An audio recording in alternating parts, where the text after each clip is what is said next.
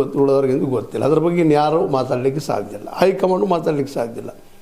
High command ಮಧ್ಯದಲ್ಲಿ ನಡೆದಿಲ್ಲ ಅನ್ನೋ ಸ್ಪಷ್ಟ ಆಯಿತು. ಆದರೆ ಈಗ ಇನ್ನೊಂದು ಸಣ್ಣದಂಥ ಬಾಂಬನ್ನು ಒಗೆದಿದ್ದಾರೆ.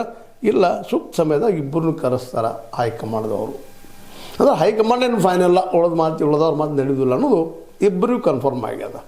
ಯಾಕಂದರೆ ಎಲ್ಲಿವರೆಗೆ ಹೈಕಮಾಂಡ್ ನೀವು ಸುಮ್ಮನಿರಪ್ಪ ಅನ್ನೋವರೆಗೆ ಡಿ ಕೆ ಸುಮ್ಮನೆ ಇರೋನಲ್ಲ, ತನ್ನ ಪ್ರಯತ್ನ ಮಾಡ್ತಾನೆ ಇರುವಂಥವ. ಯಾಕಂದರೆ ದೊಡ್ಡ ಗುರಿ ಏನಪ್ಪ ಅವ್ರ ಜೀವನದ್ದು, ಡಿ ಕೆ ಶಿ ಅವ್ರದ್ದು ಸೇಮ್ ಅವರು ಈ ನಾಡಿನ ಜನರ ಬಡವರ ಬದುಕನ್ನು ಎತ್ತಿ ಕಟ್ಟುವುದಲ್ಲ. ಅದೇ ರೀತಿ ನಮ್ಮ ಅಥವಾ ಸಿದ್ದರಾಮಯ್ಯವರು ದೊಡ್ಡ ಗುರಿ ಏನಪ್ಪ ಅಂದ್ರೆ ತಾನು 5 ವರ್ಷ ಫುಲ್ ಸಿ ಎಮ್ ಆಗಿ ಹೋಗೋದು. ಇತಿಹಾಸದಾಗ ಯಾರೂ ಮಾಡಿರೋ ಕನ್ನಡ ನಾವು ಮಾಡಿನಿ ಅಂತ ಹೋಗಿಬಿಡುವಂಥದ್ದು.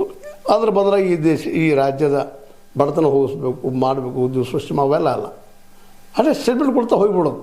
ಹಿಂಗೆ ಇಬ್ಬರು ಮುಖ್ಯಮಂತ್ರಿ ಅಂದರೆ ಸಿ ಎಮ್ ಚೇರ್ಗಾಗಿ ಜಟಾಪಿಟಿಯಾಗಿ ನಿಂತು ಬಿಟ್ಟಿದ್ದಾರೆ ಅಂತ ಇವತ್ತು ಸ್ಪಷ್ಟ ಆಗ್ತಾ ನೋಡೋದು. ಯಾವ ಕಾಂಗ್ರೆಸ್ ಪಕ್ಷವನ್ನು ಕಟ್ಟುವಲ್ಲೇ ಮಹಾತ್ಮ ಗಾಂಧೀಜಿಯವರಾಗಿರ್ಬೋದು, ಶಾಸ್ತ್ರಿ ಅವರಾಗಿರ್ಬೋದು, ನೆಹರು ಅವರಾಗಿರ್ಬೋದು ಅನೇಕ ತ್ಯಾಗಗಳನ್ನ ಮಾಡಿದರು. ಆದರೆ ಇಲ್ಲಿ ಅಂಥ ತ್ಯಾಗ ಇಲ್ಲ. ಇಲ್ಲಿ ಗಳಿಕೆಗಾಗಿ ಎಲ್ಲ ಸಿ ಎಮ್ ಪೋಸ್ಟ್ ಹೋಗೋದಿಲ್ಲ. ಹೌದು, ಗ್ಯಾರಂಟಿ ಕೊಟ್ಟಿದ್ದಾರೆ, ಗ್ಯಾರಂಟಿ ಅವ್ರು ಕೊಟ್ಟಿದ್ದಾರೆ, ಇಲ್ಲ ಅಂತ ಯಾರಂದ್ರೆ ಈಗ ಕೊಟ್ಟಿದ್ದಾರೆ. ಬಿ ಜೆ ಪಿಗಿಂತ ಒಂದು ಹೆಜ್ಜೆ ಮುಂದಿದ್ದಾರೆ, ಚಲೋ ಕೆಲಸ ಮಾಡ್ಲಿಕ್ಕತ್ತಿದ್ದಾರೆ. ಆದರೆ ಎಲ್ಲರಿಗೂ ಉದ್ಯೋಗ ಕೊಡುವಂಥ ಕೆಲಸ ಏನು ಮಾಡ್ಲಿಕ್ಕತ್ತಿದ್ದಾರೆ. ಇದ್ದ ಪೋಸ್ಟ್ಗಳು ಸಹಿತ ಇನ್ನೂ ಕರೀತಾರೆ. ಇನ್ನೂ 32,000 ಪೋಸ್ಟ್ ಕರೆದಂತ ಏನೋ ಸುದ್ದಿಗಳು ನೋಡ್ತಾ ಇದ್ದೀವಿ ನಾವು. ಇನ್ನು ಅವ್ರು ತೊಗೊಳ್ತಾರೆ ಯಾವಾಗ, ತುಂಬಿಕೊಳ್ತಾರೆ ಯಾವಾಗ, ಅದ್ಮೇಲೆ ಕೋರ್ಟ್ ಮೇಲೆ ಯಾವಾಗ, ಏನಕ್ಕೆ ಅಂತ ಅದು ಬೇರೆ ವಿಷಯ. ಸ್ವತಂತ್ರವಾದ